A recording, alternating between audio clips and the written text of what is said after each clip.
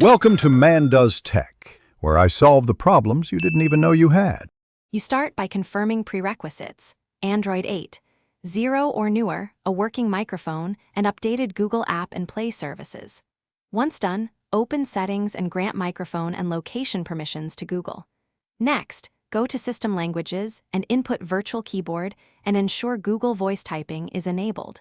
Make sure battery optimization isn't blocking background voice services. Now that core permissions and services are active, you're ready to configure wake words and initial voice settings in the Google app. From here, open the Google app and tap More, then Settings, then Voice. You'll train the wake word by repeating phrases so the model recognizes your voice. This improves accuracy, especially in noisy environments. Make sure the languages you use are selected so commands map correctly. Then enable voice detection from any screen and on the lock screen if you want hands-free access. Once trained and enabled, test simple commands like set a timer to verify responsiveness before moving to app-specific commands. Finally, personalize Assistant by opening Assistant settings to add routines, manage voice match, and grant device access for smart home controls.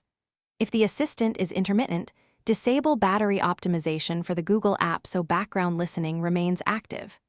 Make sure Do Not Disturb isn't blocking notifications or responses. If issues persist, restart the phone, clear the Google app cache, or retrain the wake model. One key troubleshooting tip: if wake detection fails repeatedly, temporarily train and